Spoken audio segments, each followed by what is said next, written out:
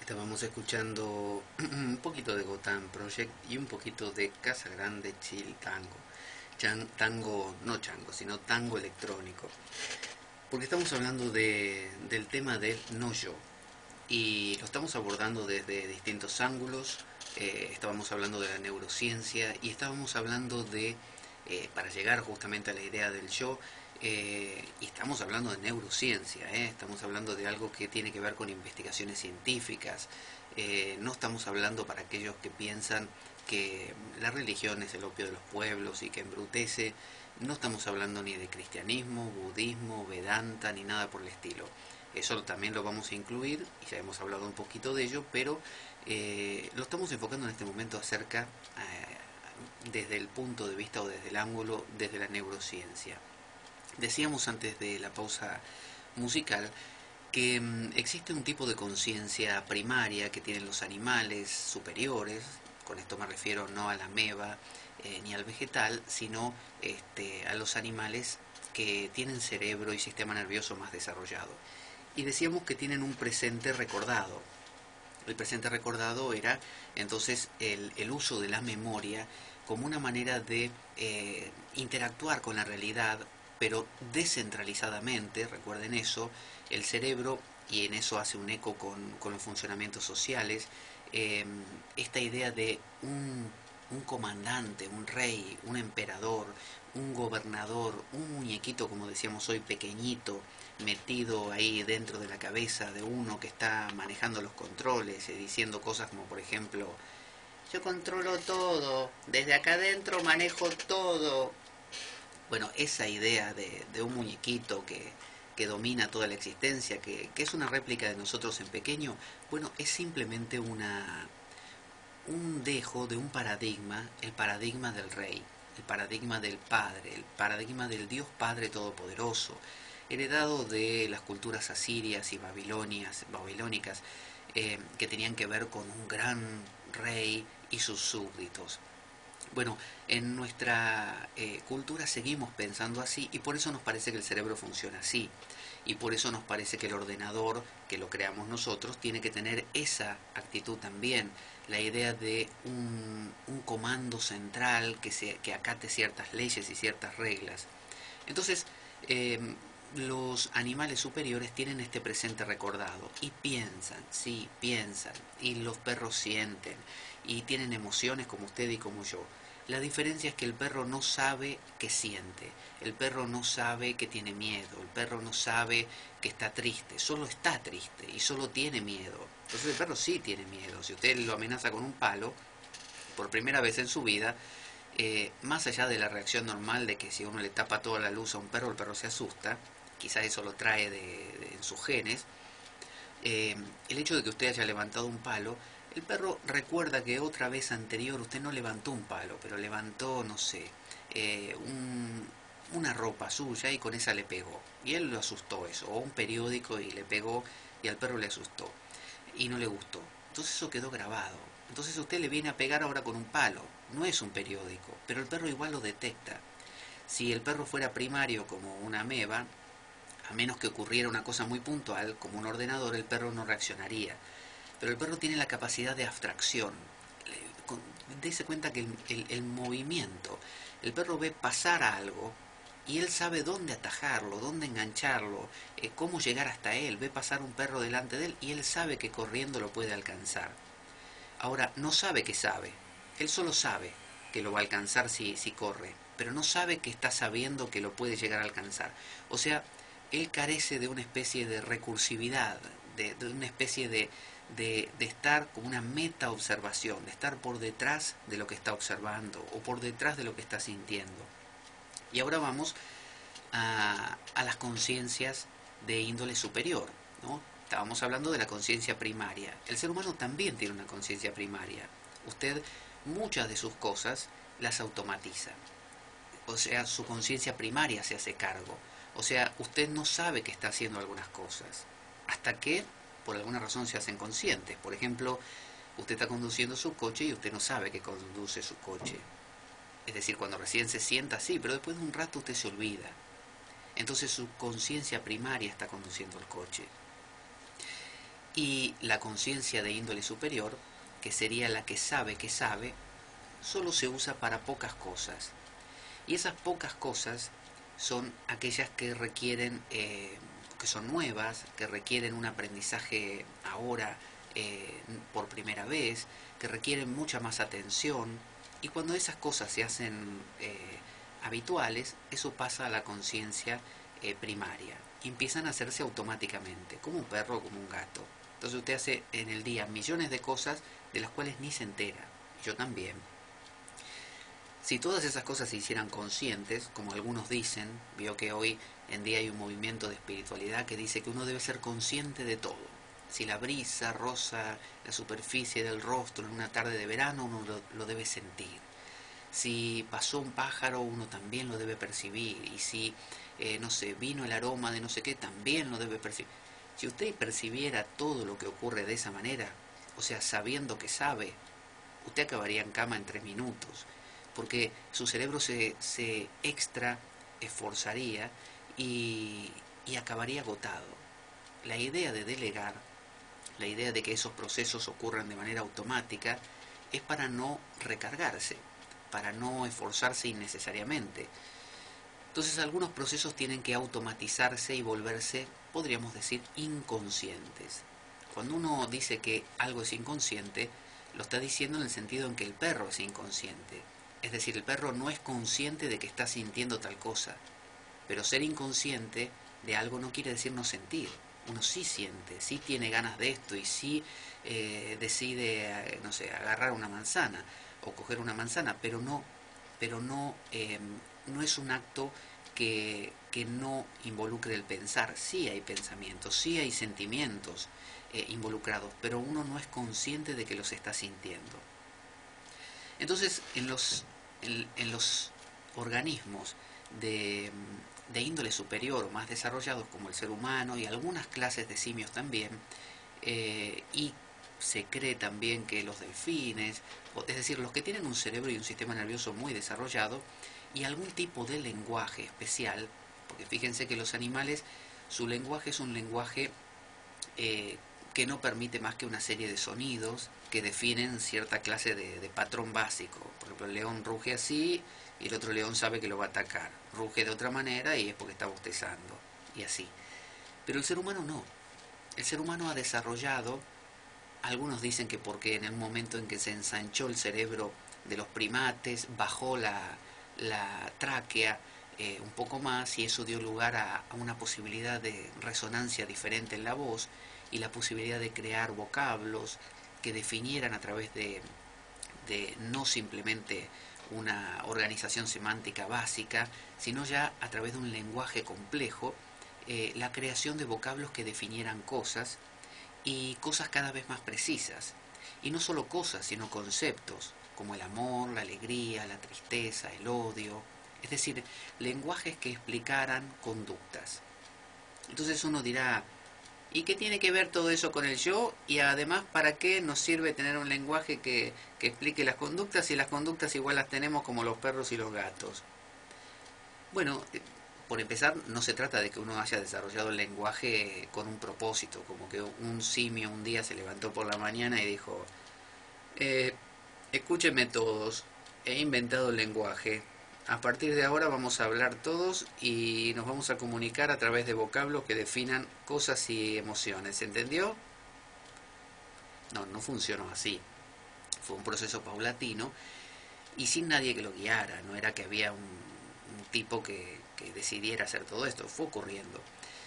El hecho de que el lenguaje defina conceptos, es decir, defina devenires, por ejemplo, esta persona está yendo hacia allá o está viniendo desde allá, ese concepto, decirlo en palabras, permite, además de todo, además de describir, permite anticipar.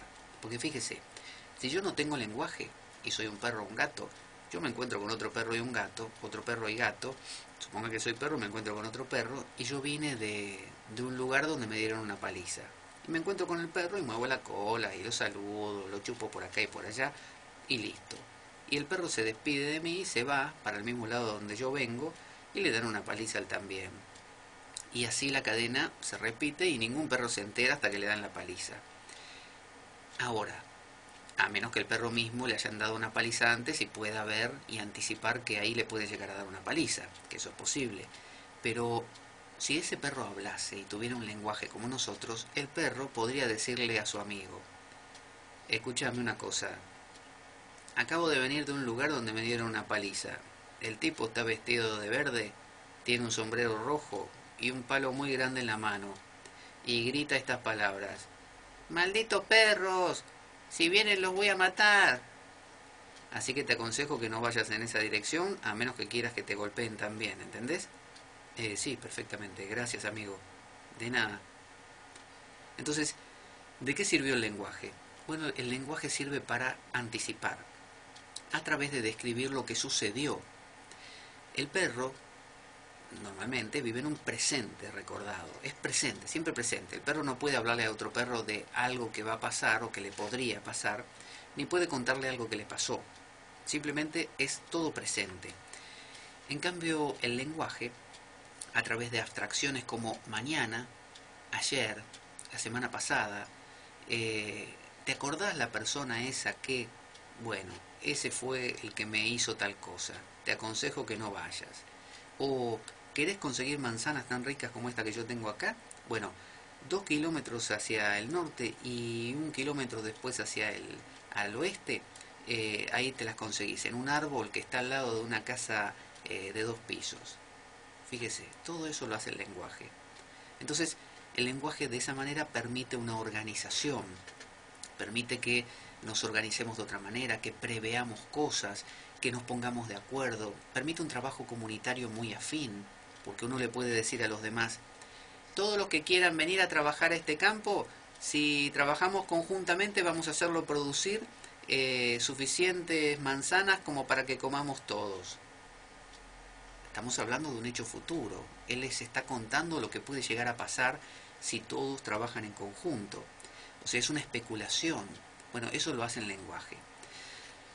Ahora, ¿cómo hace el lenguaje para explicar algo que pasó si no inventa sustantivos? Si no incluye entes a los que le pasa. ¿Cómo le dice al perro al otro? ¿Cómo le transmite que le dieron una paliza si no habla de él y de un alguien que le dio la paliza? Él no puede decir, el perro no puede decir: hace un rato, paliza. Futuro posible para paliza.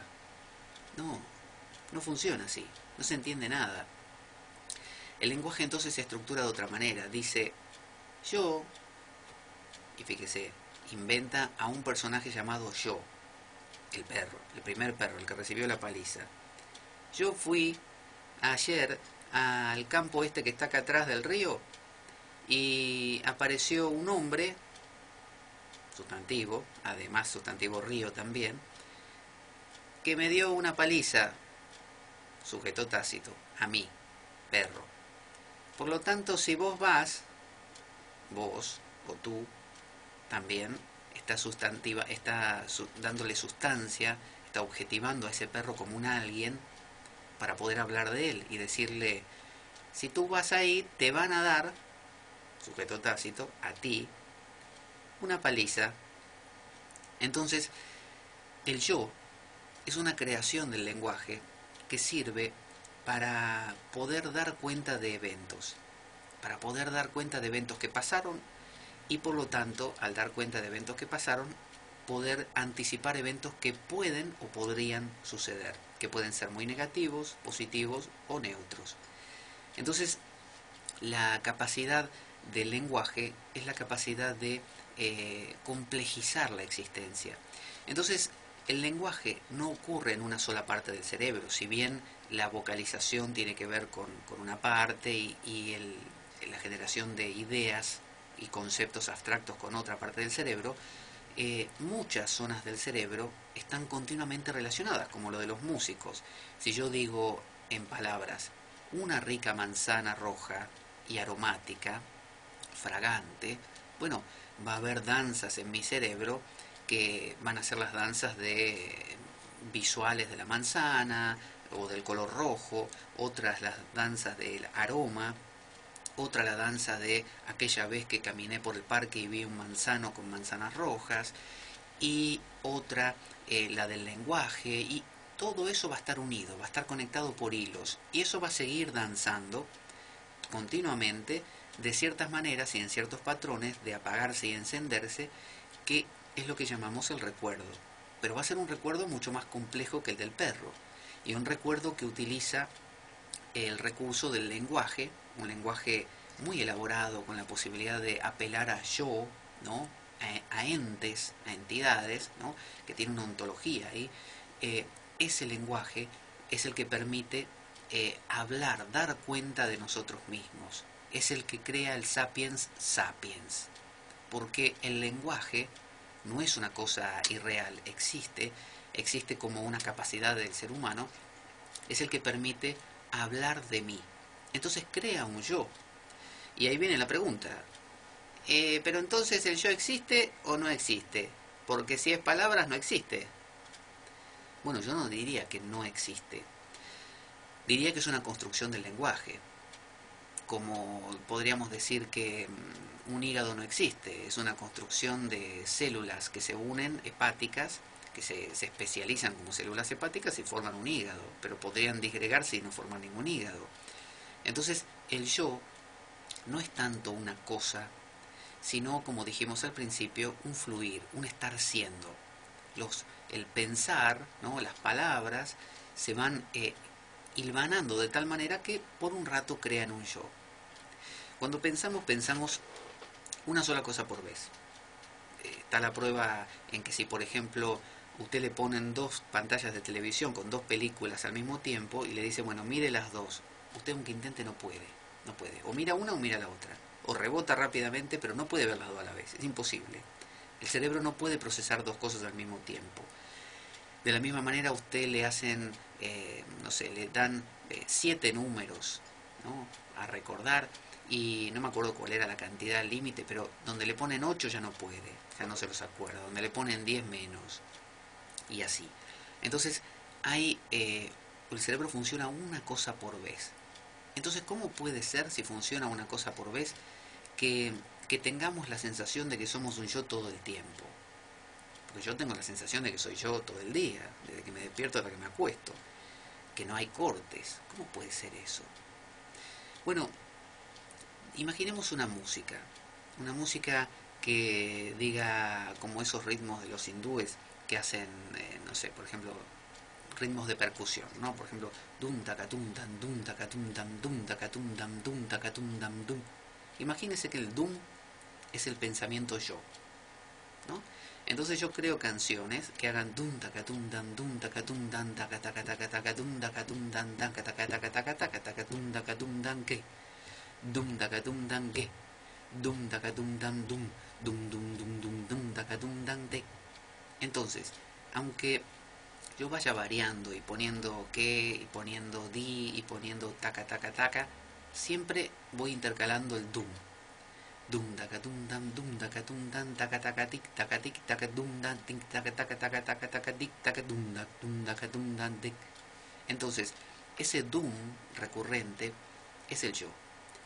Es el pensamiento de yo, como podría pensar en caballos o podría pensar en una casa. Bueno, yo, yo, yo. Y lo voy matizando, lo voy mezclando con otras cosas. Pero como nuestra retina, por ejemplo, en el ojo, tiene la capacidad de memoria, usted sabe que la razón por la que usted ve en la televisión una imagen estable es porque unas celdillas que tienen los monitores o las pantallas de televisión, donde una luz se va encendiendo y apagando recorriendo todo el panel de celdas que tiene, pero a una velocidad vertiginosa, tan rápida que su retina no logra ver la diferencia, y lo que hace es ver continuamente la pantalla encendida. Porque lo que usted vea con los ojos dura una milésima de segundo antes de borrarse la imagen. Eso es lo que hace que cuando usted dibuja, por ejemplo, o para hacer más fácil, en el cine, cuando usted pasan una película que son infinidad de imágenes estancas y fijas, pero se pasan rápidamente en una secuencia, usted las indefectiblemente las ve como un desarrollo, como un movimiento del personaje. Si usted no tuviera esa capacidad en la retina, usted lo que vería sería fotos, una tras otra, foto, foto, foto, foto, foto. Pero el cine se basa en un movimiento rápido de imágenes fotográficas estancas que dan la sensación de movimiento, ¿no? Usted conoce cómo es eso, que el personaje, cada foto, como en los dibujos animados, la siguiente viñeta es el mismo personaje pero con un detalle movido, ¿no? Un dedo más arriba, un bracito un poco más alto, y así en secuencia. Y usted tiene la sensación, cuando se lo pasan todos juntos, que el personaje se movió. Y no se movió. De la misma manera, ese yo que hace tum daca tum dan duca tanga tum daca tum dan de que taca taca tum daca tum da, tiene una duración en su como eco, como un eco, como una resonancia en su cerebro, que queda resonando por unos instantes, y cuando viene el siguiente doom, ese todavía se está esfumando, o sea que engancha con el siguiente doom, y todo eso da la sensación de que hay un yo de fondo todo el tiempo, de que usted está siendo consciente todo el tiempo de todo lo que ocurre, pero no como el perro, que es consciente y usted también, sino como un yo que sabe que sabe.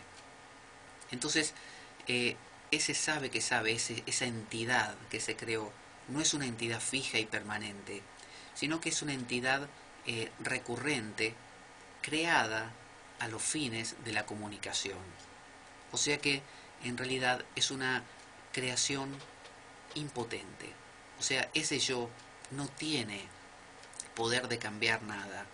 Si bien toda acción que uno haga repercute por lo que dijimos al principio de la reentrada, pero todo, toda función aparente de ese yo, al ser una construcción lingüística, vale tanto como decir mesa o silla. Es simplemente un postulado. No hay una cosa, una entidad.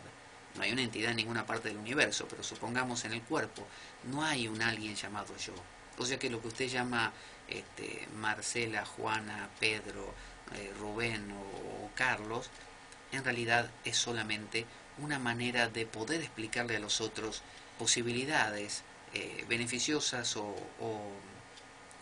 peligrosas, y dar cuenta de lo que está haciendo entonces para comunicarse, informar y crear lazos sociales. Por eso el Advaita, la no dualidad, dice que ese yo es algo que se ha dado cuenta el ser humano porque es una intuición. El ser humano lo sabe siempre, desde siempre lo supo, que ese yo no estaba ahí, que era muy raro, porque sobre todo cuando se nos ocurre intentar hacer algo, ¿no? Decir yo soy yo, y yo tomo las decisiones de todo, y yo decido ahora levantarme y ponerme a caminar. Pero uno se da cuenta que a veces coincide que uno dice voy a dejar de fumar y uno dejó de fumar, y otras veces uno dice voy a dejar de fumar y no deja nada. Entonces elabora teorías como que es el inconsciente, que es Satanás y que es un montón de cosas, pero ese yo resulta que uno lo descubre impotente, lo descubre sin fuerza. Entonces, cuando uno cambia el paradigma y empieza a ver la vida como, como una vida donde ese yo es simplemente una construcción verbal, uno ya no vive en un mundo donde hay entidades a las cuales puede culpar por ciertas cosas o premiar por ciertas otras. Por lo tanto, uno afloja con esta cosa de acusar, con esta cosa de obligar al otro, con esta sensación tan patente de un otro ahí, y por lo tanto de una sensación tan patente de un yo acá. Porque nuestra cultura ha hecho un hincapié excesivo en esa construcción verbal llamada yo, mientras que otras culturas no, y por eso se nos ha vuelto un peso insoportable de llevar. Vamos a escuchar una canción de Cinderella, un grupo de rock que dice, the more the things change. Dice, como el dicho dice, the more the things change, the more remain the same. Es decir, cuanto más cambian las cosas, más son las mismas. Que es una frase, no me acuerdo de qué filósofo antiguo, pero ahora lo tomó Cinderella y se hizo una canción. Ahora regresamos.